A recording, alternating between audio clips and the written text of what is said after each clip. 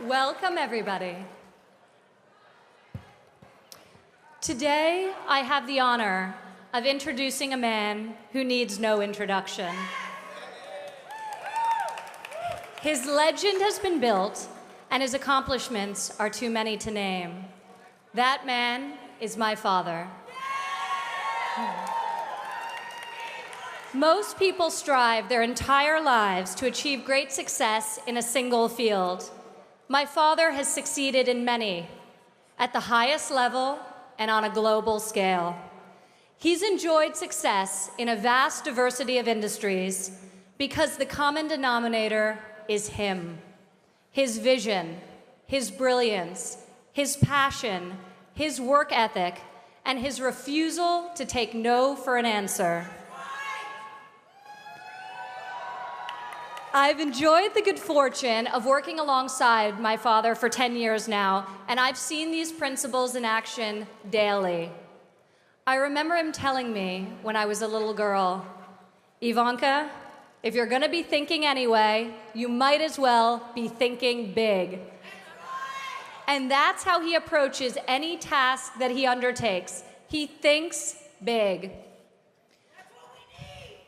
My father has employed tens of thousands of people throughout his career, and he has inspired them to do extraordinary things. He has the strength to make hard decisions and motivate those around him to achieve the impossible. He is an optimist who chases big dreams and sees potential where others do not. He leads by example and will outwork anyone in any room. My father is the opposite of politically correct. He says what he means, and he means what he says. Thank you. He is also the best negotiator I have ever met. Countless times I've stood by his side and watched him make deals that seemed impossible to get done. He has the discernment to understand what the other party needs and then to get exactly what he wants. My father knows how to be a fierce opponent, but also how to be a very loyal friend. When it comes to building bridges, he can do so figuratively, but also has the rare ability to do so literally, on time and under budget.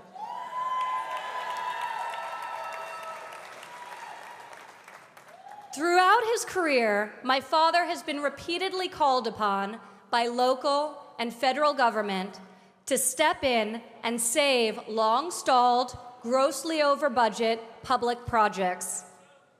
Whether it's building a skating rink in the heart of Central Park, meticulously restoring the exterior facade of Grand Central Terminal, enabling the development of New York City's Jacob Javits Convention Center, creating a championship public golf course for the city of New York, or redeveloping the iconic but totally underutilized old post office building on Pennsylvania Avenue in the heart of Washington, D.C.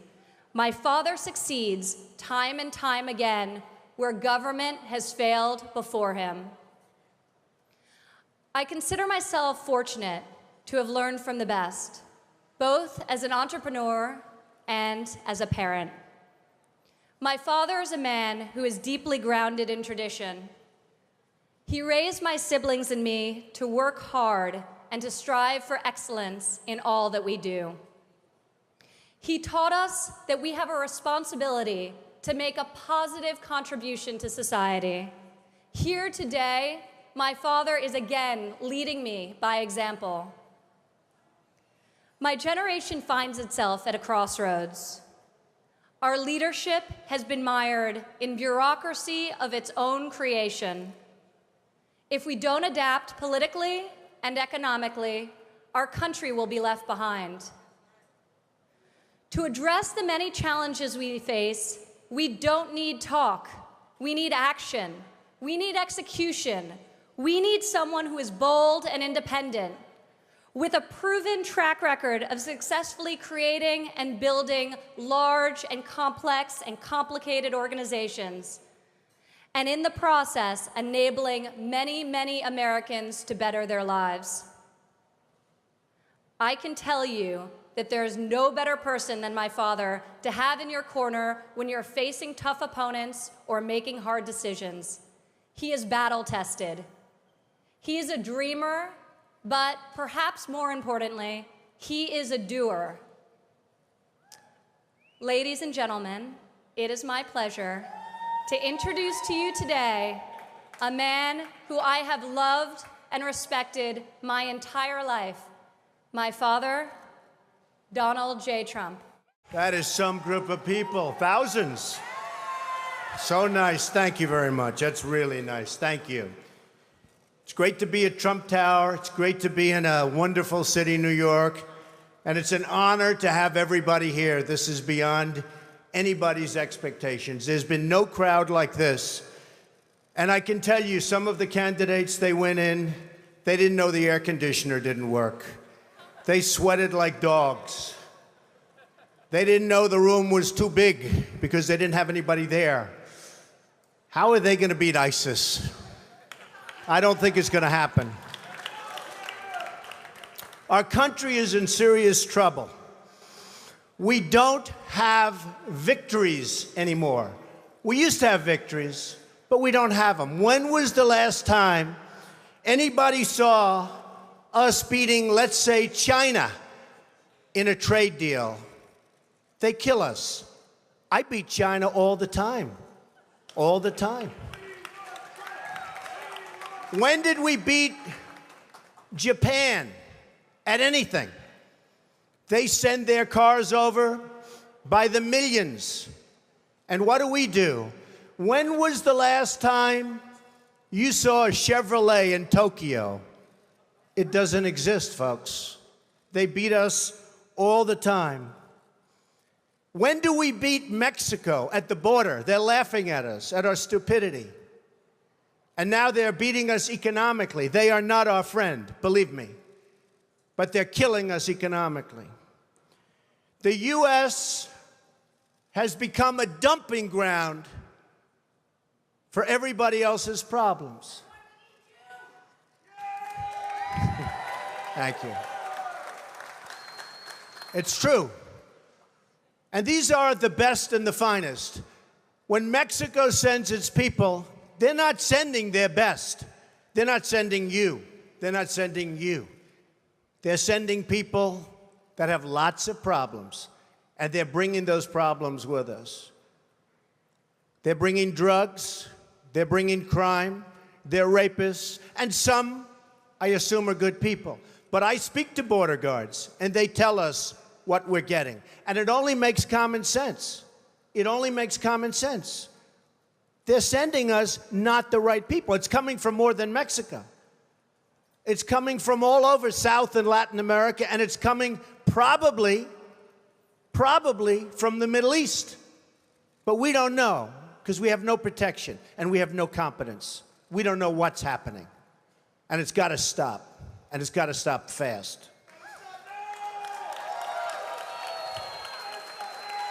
Islamic terrorism is eating up large portions of the Middle East. They become rich. I'm in competition with them. They just built a hotel in Syria. Can you believe this? They built a hotel. When I have to build a hotel, I pay interest. They don't have to pay interest because they took the oil that when we left Iraq, I said we should have taken. So now ISIS has the oil. And what they don't have, Iran has. And in and I will tell you this, and I said it very strongly, years ago, I said, and I love the military, and I want to have the strongest military that we've ever had, and we need it more now than ever, but I said, don't hit Iraq, because you're going to totally destabilize the Middle East. Iran is going to take over the Middle East. Iran and somebody else will get the oil, and it turned out that Iran is now taking over Iraq. Think of it. Iran is taking over Iraq, and they're taking it over big league. We spent $2 trillion in Iraq. $2 trillion. We lost thousands of lives, thousands in Iraq. We have wounded soldiers who I love. I love. They're great. All over the place. Thousands and thousands of wounded soldiers. And we have nothing. We can't even go there. We have nothing.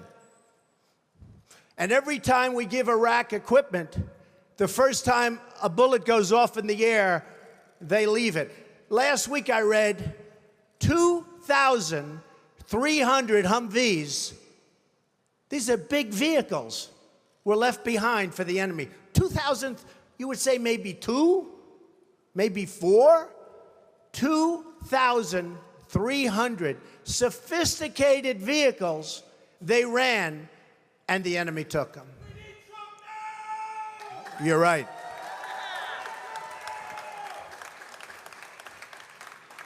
Last quarter, it was just announced, our gross domestic product, a sign of strength, right?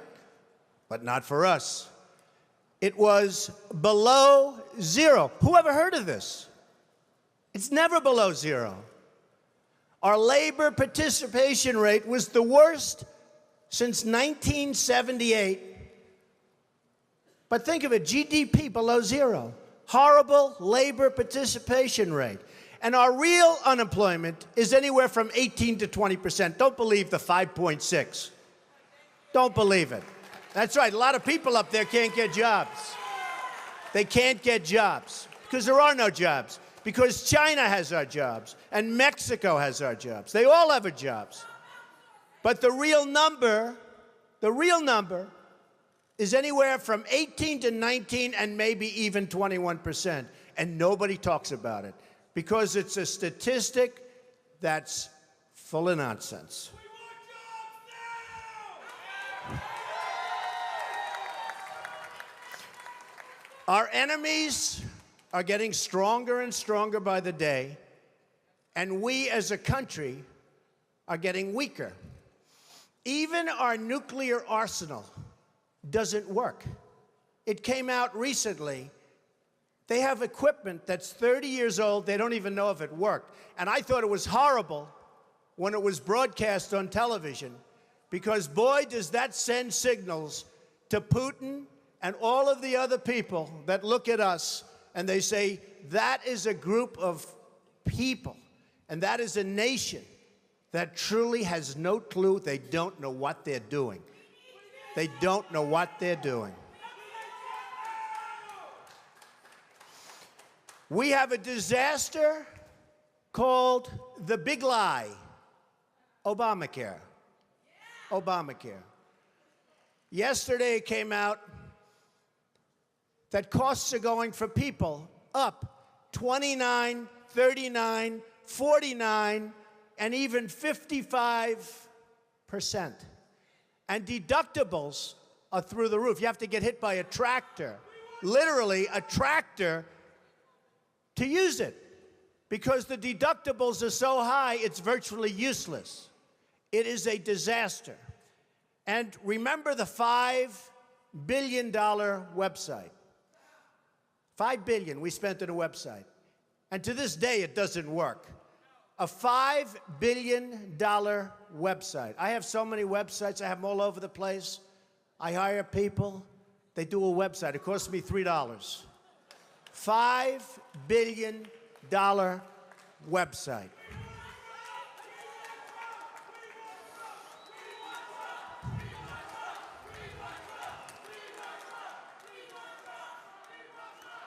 Well, you need somebody, because politicians are all talk, no action. Nothing's going to get done. They will not bring us, believe me, to the promised land. They will not. As an example, I've been on the circuit making speeches, and I hear my fellow Republicans, and they're wonderful people. I like them. They all want me to support them. They don't know how to bring it about. They come up to my office. I'm meeting with 3 of them in the next week. And they don't know, are you running? Are you not running? Could we have your support? What do we do? How do we do it? I like them. And I hear their speeches. And they don't talk jobs and they don't talk China. When was the last time you heard China's killing us? They're devaluing their currency to a level that you wouldn't believe. It makes it impossible for our companies to compete. Impossible. They're killing us. But you don't hear that from anybody else. You don't hear it from anybody else. And I watch the speeches. Thank you. I watch the speeches of these people, and they say, the sun will rise, the moon will set, all sorts of wonderful things will happen. And people are saying, what's going on? I just want a job. Just get me a job. I don't need the rhetoric. I want a job. And that's what's happening. And it's going to get worse because remember, Obamacare really kicks in 2016. Obama is going to be out playing golf. He might even be on one of my courses. I would invite him. I actually would say. I have the best courses in the world, so I'd say, you know what, if he wants to, I have one right next to the White House, right on the Potomac. If he'd like to play, that's fine. In fact, I'd love him to leave early and play. That would be a very good thing. But Obamacare kicks in 2016. Really big league. It is going to be amazingly destructive. Doctors are quitting. I have a friend who's a doctor, and he said to me the other day, Donald, I never saw anything like it. I have more accountants than I have nurses. It's a disaster. My patients are beside themselves. They had a plan that was good. They have no plan now. We have to repeal Obamacare, and it can be replaced. And it can be replaced with something much better for everybody. Let it be for everybody, but much better and much less expensive for people and for the government. And we can do it.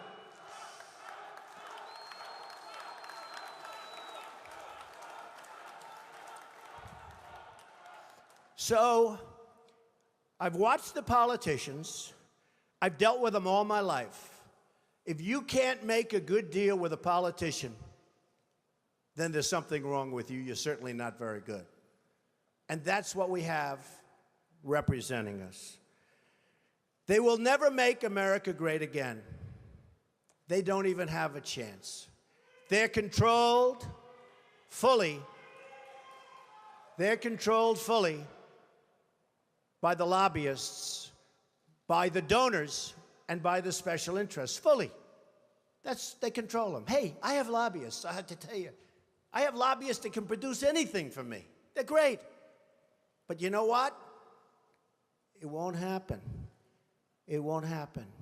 Because we have to stop doing things for some people, but for this country, it's destroying our country. We have to stop, and it has to stop now. Now, our country needs a truly great leader. And we need a truly great leader now. We need a leader that wrote The Art of the Deal. We need a leader that can bring back our jobs, can bring back our manufacturing, can bring back our military, can take care of our vets. Our vets have been abandoned. And we also need a cheerleader. You know, when President Obama was elected, I said, well, the one thing I think he'll do well, I think he'll be a great cheerleader for the country. I think he'd be a great spirit. He was vibrant. He was young. I really thought that he would be a great cheerleader. He's not a leader, that's true. You're right about that. But he wasn't a cheerleader. He's actually a negative force. He's been a negative force. He wasn't a cheerleader. He was the opposite. We need somebody that can take the brand of the United States and make it great again. It's not great again.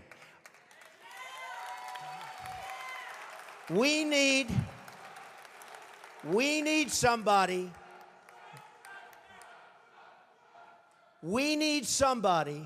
that literally will take this country and make it great again. We can do that. And I will tell you, I love my life. I have a wonderful family.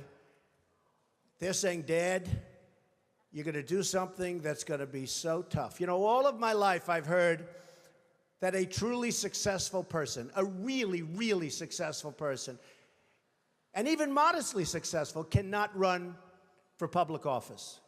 Just can't happen.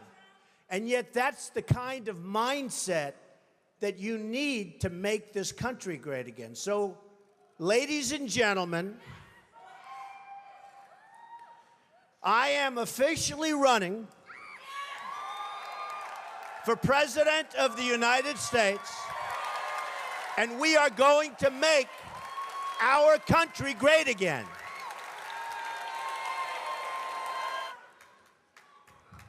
It can happen. Our country has tremendous potential. We have tremendous people. We have people that aren't working. We have people that have no incentive to work. But they're going to have incentive to work. Because the greatest social program is a job. And they'll be proud, and they'll love it, and they'll make much more money than they would have ever made. And they'll be doing so well, and we're going to be thriving as a country. Thriving. It can happen. I will be the greatest jobs president that God ever created. I tell you that.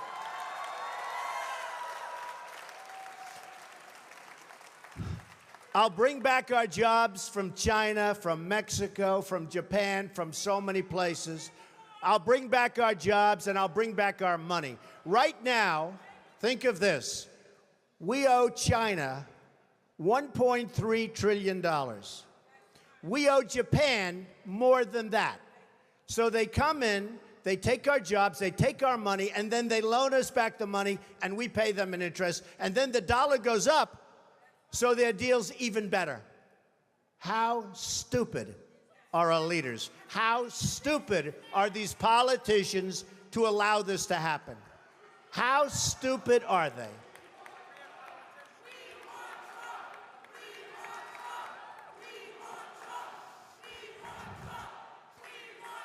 I'm going to tell you, thank you. I'm going to tell you a couple of stories about trade, because I'm totally against the trade bill for a number of reasons. Number one, the people negotiating it don't have a clue.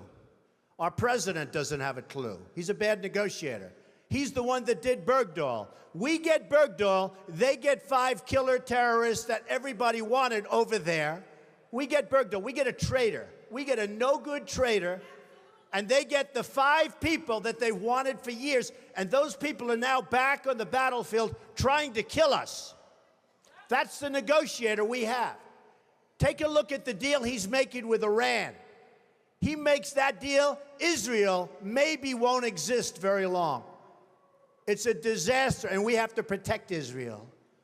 But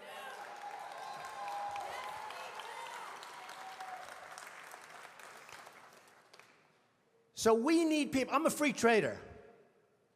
But the problem with free trade is you need really talented people to negotiate for you. If you don't have talented people, if you don't have great leadership, if you don't have people that know business, not just a political hack that got the job because he made a contribution to a campaign, which is the way all jobs just about are gotten, free trade is terrible. Free trade can be wonderful if you have smart people. But we have people that are stupid. We have people that aren't smart. And we have people that are controlled by special interests. And it's just not going to work. So here's a couple of stories. Happened recently. A friend of mine is a great manufacturer. And you know, China comes over and they dump all their stuff. And I buy it. I buy it. Because, frankly, I have an obligation to buy it. Because they devalue their currency so brilliantly. They just did it recently, and nobody thought they could do it again. But with all our problems with Russia, with all our problems with everything, they got away with it again. And it's impossible for our people here to compete. So I want to tell you this story. A friend of mine is a great manufacturer. Calls me up a few weeks ago. He's very upset. I said, what's your problem? He said, you know, I make great product. And I said, I know that because I buy the product. He said, I can't get it into China. They won't accept it. I sent a boat over, and they actually sent it back.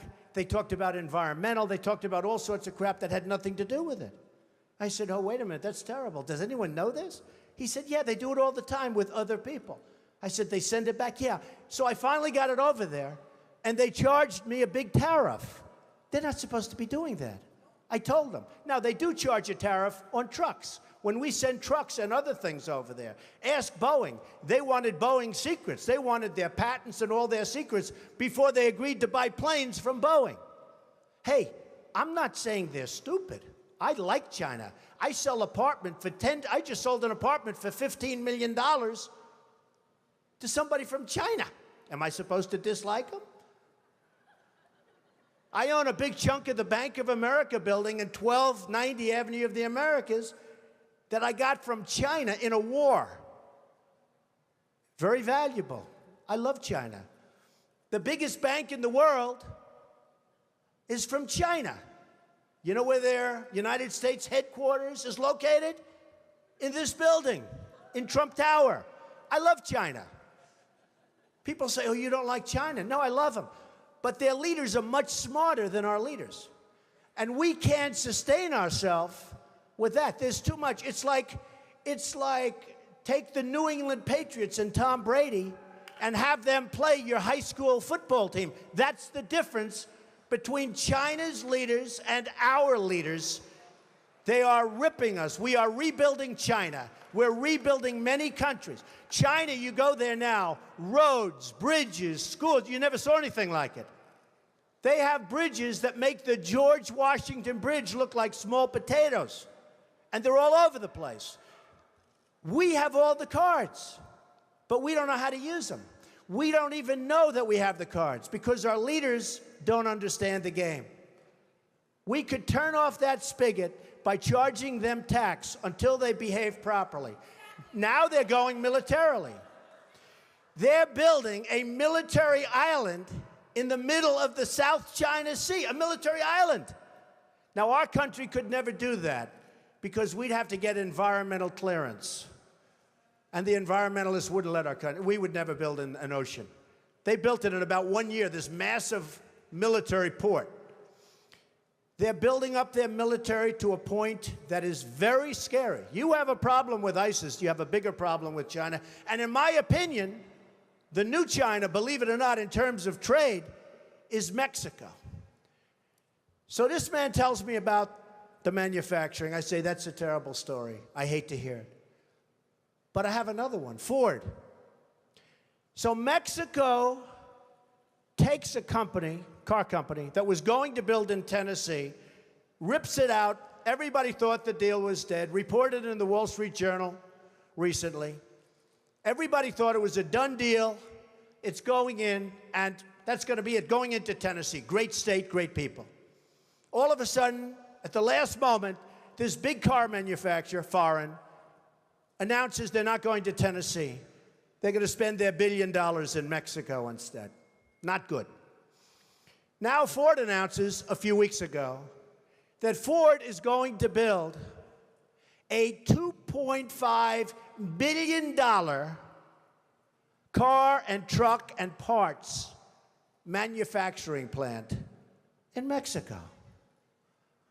$2.5 billion. It's going to be one of the largest in the world. Ford, good company. So I announced that I'm running for president. I would, one of the early things I would do, probably before I even got in, and I wouldn't even use, I know the smartest negotiators in the world. I know the good ones, I know the bad ones, I know the overrated ones. You got a lot of them that are overrated. They're not good, they think they are. They get good stories because the newspapers get buffaloed. But they're not good. But I know the best negotiators in the world, and I'd put them one for each country. Believe me, folks, we will do very, very well. Very, very well. But I wouldn't even waste my time with this one. I would call up the head of Ford, who I know, if I was president. I'd say, congratulations. I understand that you're building a nice $2.5 billion car factory in Mexico, and that you're going to take your cars and sell them to the United States, zero tax. Just flow them across the border. And you say to yourself, how does that help us, right? How does that help us? Where is that good? It's not. So I'd say, congratulations, that's the good news. Let me give you the bad news. Every car and every truck and every part manufactured in this plant that comes across the border, we're going to charge you a 35% tax. Okay? And that tax is going to be paid simultaneously with the transaction. And that's it. Now, here's what's going to happen. If it's not me in the position, it's one of these politicians that we're running against. You know, the 400 people that we're all running against. And here's what's going to happen. They're not so stupid. They know it's not a good thing. And they may even be upset by it. But then they're going to get a call from their donors, or probably from the lobbyist for Ford, and say, you can't do that to Ford because Ford takes care of me and I take care of you, and you can't do that to Ford. And guess what? No problem. They're going to build in Mexico. They're going to take away thousands of jobs. It's very bad for us. So, under President Trump, here's what would happen. The head of Ford will call me back, I would say within an hour after I told him the bad news. But it could be he'd want to be cool, and he'll wait till the next day. You know, they want to be a little cool. And he'll say, please, please, please. He'll beg for a little while, and I'll say, no interest. Then he'll call all sorts of political people, and I'll say, sorry, fellas, no interest, because I don't need anybody's money. It's nice. I don't need anybody's money. I'm using my own money. I'm not using the lobbyists. I'm not using donors. I don't care. I'm really rich. I'll show you that in a second. And by the way, I'm not even saying that in a brag. That's the kind of mindset, that's the kind of thinking you need for this country. So, because we got to make the country rich, it sounds crass. Somebody said, oh, that's crass. It's not crass. We got 18 trillion in debt. We got nothing but problems. We got a military that needs equipment all over the place. We got nuclear weapons that are obsolete. We've got nothing. We got Social Security that's going to be destroyed if somebody like me doesn't bring money into the country. All these other people want to cut the hell out of it. I'm not going to cut it at all. I'm going to bring money in, and we're going to save it. But here's what's going to happen. After I'm called by 30 friends of mine who contributed to different campaigns, after I'm called by all of the special interests and by the donors and by the lobbyists, and they have zero chance at convincing me, zero. I'll get a call the next day from the head of Ford. He'll say, please reconsider. I'll say no. He'll say, Mr. President, we've decided to move the plant back to the United States. We're not going to build it in Mexico. That's it. They have no choice. They have no choice. There are hundreds of things like that. I'll give you another example. Saudi Arabia. They make $1 billion a day. $1 billion a day. I love the Saudis. Many are in this building. They make $1 billion a day. Whenever they have problems, we send over the ships. We're going to protect. What are we doing? They got nothing but money. If the right person asked them, they pay a fortune. They wouldn't be there except for us. And believe me, you look at the border with Yemen. You remember Obama a year ago. Yemen was a great victory. 2 weeks later, the place was blown up. Everybody got, and they kept our equipment. They always keep our equipment. We just said used equipment, right? They always keep our equipment. We ought to send some real junk, because frankly, we ought to send our surplus. We're always losing this gorgeous brand new stuff. But look at that border with Saudi Arabia. Do you really think that these people are interested in Yemen? Saudi Arabia, without us, is gone. They're gone. And I'm the one that made all of the right predictions about Iraq. You know, all of these politicians that I'm running against now, it's so nice to say I'm running as opposed to if I run, I'm running. But all of these politicians that I'm running against now, they're trying to disassociate. I mean, you looked at Bush, it took him 5 days to answer the question on Iraq. He couldn't answer the question, he didn't know. I said, is he intelligent? Then I looked at Rubio. He was unable to answer the question. Is Iraq a good thing or a bad thing? He didn't know. He couldn't answer the question. How are these people going to lead us? How are we going to go back and make it great again? We can't. They don't have a clue. They can't lead us. They can't. They can't even answer simple questions. It was terrible.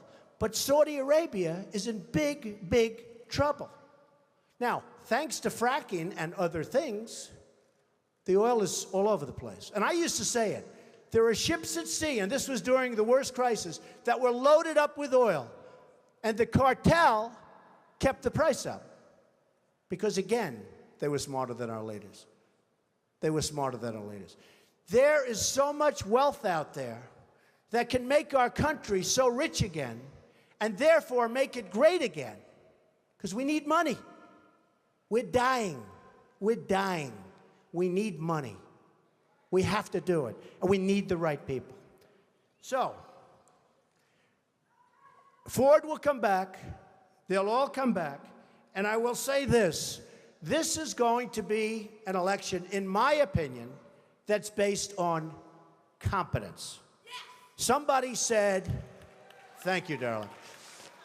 Somebody said to me the other day, a reporter, very nice reporter, but Mr. Trump, you're not a nice person. That's true. But actually, I am. I think I am a nice person. People that know me like me. Does my family like me? I think so, right? Look at my family. I'm proud of my family. By the way, speaking of my family, Melania, Barron, Kai, Donnie, Don, Vanessa, Tiffany, Ivanka did a great job. Did she do a great job? Great. Jared, Laura, and Eric. I'm very proud of my family. They're a great family. So the reporter said to me the other day, but Mr. Trump, you're not a nice person. How can you get people to vote for you? I said, I don't know. I said, I think that, number one, I am a nice person. I give a lot of money away to charities and other things. I think I'm actually a very nice person. But I said, this is going to be an election that's based on competence. Because people are tired of these nice people, and they're tired of being ripped off by everybody in the world, and they're tired of spending more money on education than any nation in the world, per capita, than any nation in the world. And we're 26th in the world. 25 countries are better than us at education. And some of them are like third world countries. But we're becoming a third world country because of our infrastructure, our airports, our roads, everything. So one of the things I did, and I said, you know what I'll do? I'll do it. Because a lot of people said, he'll never run. Number one, he won't want to give up his lifestyle. They're right about that, but I'm doing it. Number two, I'm a private company, so nobody knows what I'm worth. And the one thing is that when you run, you have to announce and certify to all sorts of governmental authorities your net worth. So I said, that's okay. I'm proud of my net worth. I've done an amazing job. I started off, thank you. I started off in a small office with my father in Brooklyn and Queens. And my father said, and I love my father, I learned so much. He was a great negotiator. I learned so much just sitting at his feet, playing with blocks, listening to him negotiate with subcontractors. But I learned a lot. But he used to say, Donald, don't go into Manhattan. That's the big leagues. We don't know anything about that. Don't do it. I said, Dad, I got to go into Manhattan. I got to build those big buildings. I got to do it, Dad. I've got to do it. And after 4 or 5 years in Brooklyn, I ventured into Manhattan and did a lot of great deals. The Grand Hyatt Hotel. I was responsible for the convention center on the west side. I did a lot of great deals, and I did them early and young. And now I'm building all over the world, and I love what I'm doing. But they all said, a lot of the pundits on television, Well, Donald will never run. And one of the main reasons is he's private, and he's probably not as successful as everybody thinks.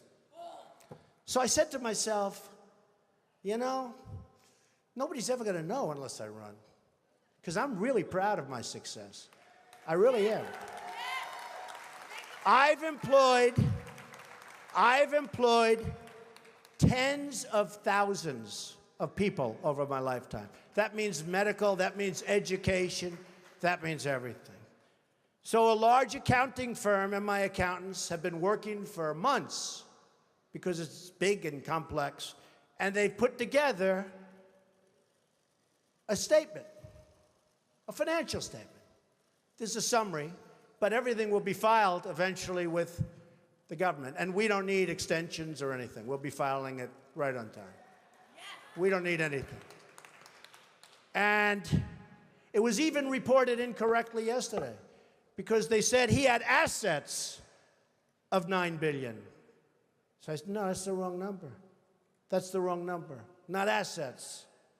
So they put together this, and before I say it, I have to say this. I made it the old-fashioned way. It's real estate. You know, it's real estate. It's labor, and it's unions good and some bad, and lots of people that aren't in unions, and it's all over the place, and building all over the world. And I have assets, big accounting firm, one of the most highly respected, $9,240 million. And I have liabilities of about 500. That's long-term debt, very low interest rates. In fact, one of the big banks came to me and said, Donald, you don't have enough borrowings. Could we loan you $4 billion? I said, I don't need it. I don't want it. And I've been there. I don't want it. But in 2 seconds, they give me whatever I wanted. So I have a total net worth, and now with the increase, it'll be well over $10 billion. But here, a total net worth of $8 billion, net worth, not assets, not liability, a net worth. After all debt, after all expenses, the greatest assets, Trump Tower, 1290 Avenue of the Americas, Bank of America building in San Francisco, 40 Wall Street, sometimes referred to as the Trump building, right opposite the New York City, many other places, all over the world.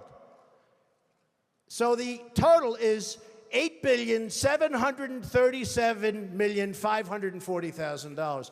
Now, I'm not doing that to brag, because you know what? I don't have to brag. I don't have to, believe it or not. I'm doing that to say that that's the kind of thinking our country needs. We need that thinking. We have the opposite thinking. We have losers. We have losers. We have people that don't have it. We have people that are morally corrupt. We have people that are selling this country down the drain. So I put together the statement, and the only reason I'm telling you about it today is because we really do have to get going. Because if we have another 3 or 4 years, you know, we're at 18 trillion now. We're soon going to be at 20 trillion. According to the economists, who I'm not big believers in, but nevertheless, this is what they're saying, that 24 trillion, we're very close. That's the point of no return. $24 trillion. We will be there soon. That's when we become Greece. That's when we become a country that's unsalvageable. And we're going to be there very soon. We're going to be there very soon. Make America strong! So, just to sum up, I would do various things very quickly. I would repeal and replace the big lie Obamacare. I would build a great wall, and nobody builds walls better than me, believe me. And I'll build them very inexpensively. I will build a great, great wall on our southern border, and I will have Mexico pay for that wall. Mark my words. Nobody would be tougher on ISIS than Donald Trump. Nobody. I will find within our military, I will find the General Patton, or I will find General MacArthur. I will find the right guy. I will find the guy that's going to take that military and make it really work. Nobody will be pushing us around. I will stop Iran from getting nuclear weapons, and we won't be using a man like Secretary Kerry that has absolutely no concept of negotiation, who's making a horrible and laughable deal, who's just being tapped along as they make weapons right now, and then goes into a bicycle race at 72 years old and falls and breaks his leg. I won't be doing that. And I promise I will never be in a bicycle race, that I can tell you. I will immediately terminate President Obama's illegal executive order on immigration. Immediately. Fully support and back up the Second Amendment. Now, it's very interesting. Today I heard it. Through stupidity, in a very, very hardcore prison, interestingly named Clinton, two vicious murderers, two vicious people escaped, and nobody knows where they are. And a woman was on television this morning, and she said, "You know, Mr. Trump," and she was telling other people, and I actually called her, but she said, "You know, Mr. Trump, I always was against guns. I didn't want guns. And now, since this happened, it's up in the prison area, my husband and I are finally in agreement because he wanted the guns. We now have a gun on every table. We're ready to start shooting." I said, very interesting. So protect the Second Amendment. End Common Core. Common Core it is a disaster.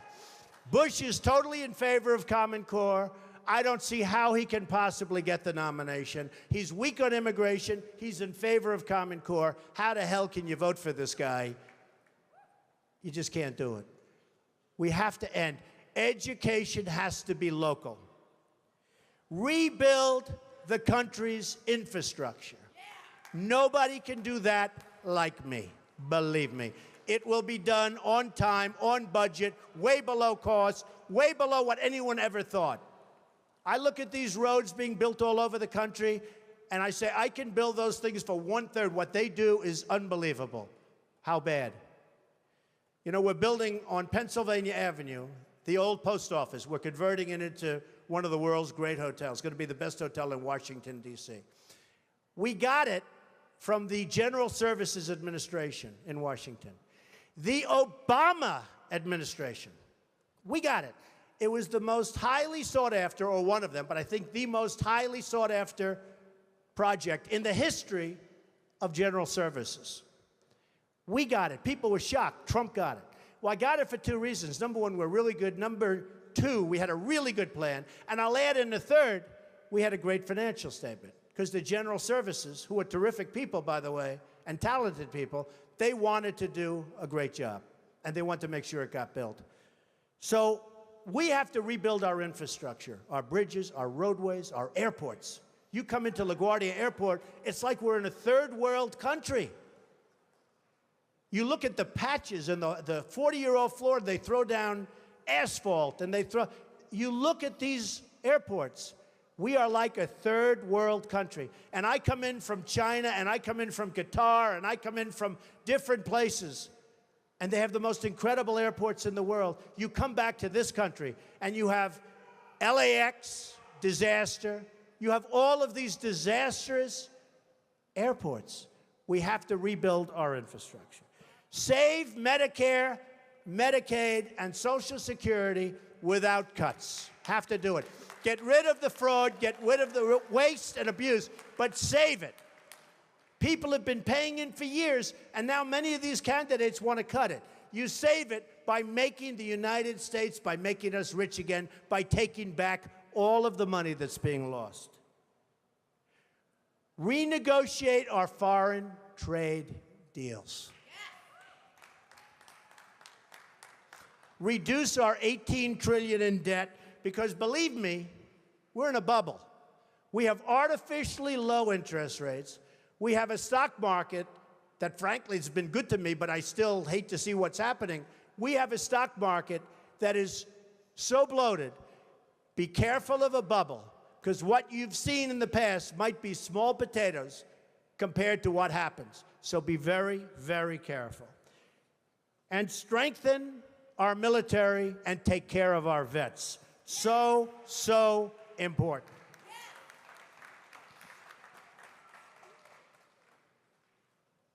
Sadly, the American dream is dead. Bring it back. But if I get elected president, I will bring it back bigger and better